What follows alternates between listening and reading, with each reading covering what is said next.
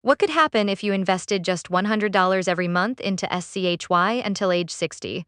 SCHY is an international dividend ETF from Charles Schwab. It focuses on dividend-paying companies located outside the United States, giving investors a way to add international dividend exposure to a portfolio.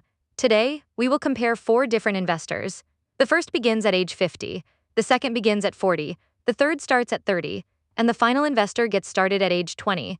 Every person invests exactly the same amount, $100 per month. They all reinvest their distributions until age 60. The only major difference is how much time each person gives the investment to grow. For this projection, we will assume a conservative 7% annual total return.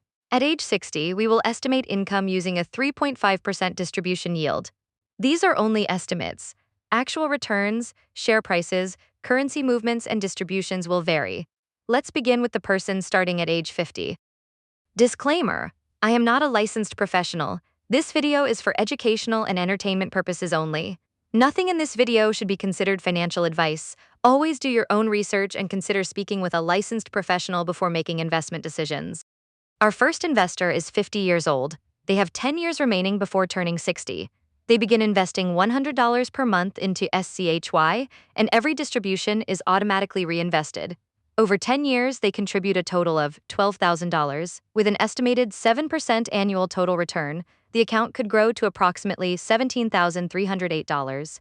If the portfolio produces a 3.5% distribution yield at age 60, it could generate approximately $606 per year. Because SCHY generally pays quarterly, that would equal an average of around $151 per quarterly distribution. The monthly equivalent would be approximately $50 per month. $50 per month could help with a phone bill, gasoline, prescriptions, or part of a utility bill. Starting at 50 does not provide much time for compounding, but it still creates savings and income that would not exist otherwise. Now let's move back 10 years. Our next investor begins at age 40. They invest the same $100 per month, but they have 20 years until age 60.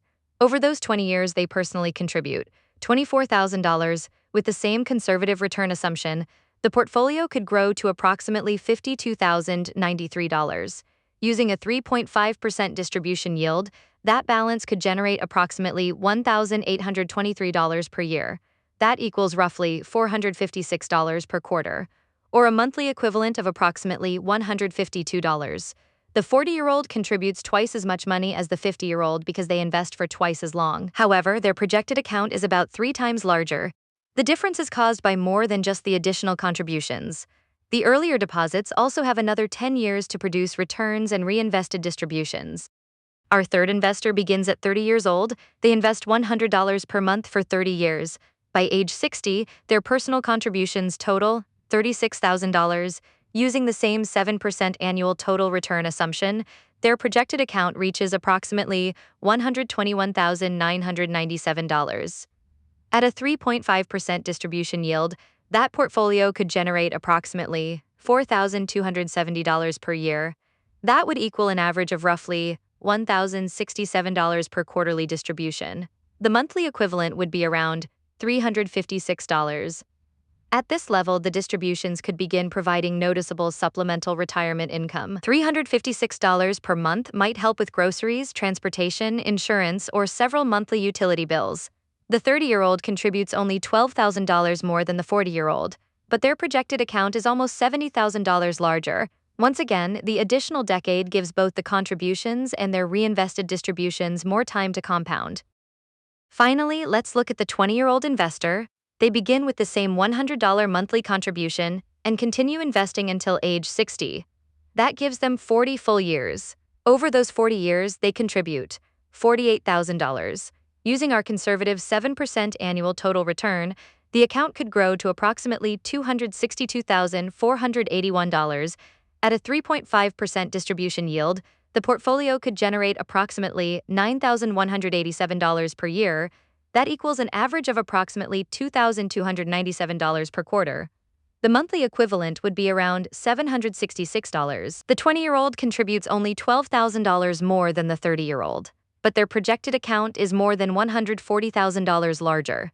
The reason is that the earliest contributions receive decades of additional growth. Eventually, the portfolio's potential investment returns become much larger than the $100 being added each month. This is the advantage of starting early. The 20-year-old does not need to begin with thousands of dollars. They simply give a relatively small contribution for a very long time. Now let's put all four investors side by side. The 50-year-old invests for 10 years and reaches approximately $17,308. The 40-year-old invests for 20 years and reaches approximately $52,093. The 30-year-old invests for 30 years and reaches approximately $121,997. And the 20-year-old invests for 40 years and reaches approximately $262,481. Every investor contributed the same $100 per month. Only the amount of time changed. The results do not mean that someone starting later should give up. Every person in this example builds an account and potential income stream, but starting earlier allows more of the final balance to come from compounding rather than personal contributions. These results are estimates, not promises. SCHY has only existed since 2021, so it does not have a 30 or 40-year performance history. Past performance does not guarantee future results. The 7% return could be too high or too low. The distribution yield could rise, fall, or change significantly over time.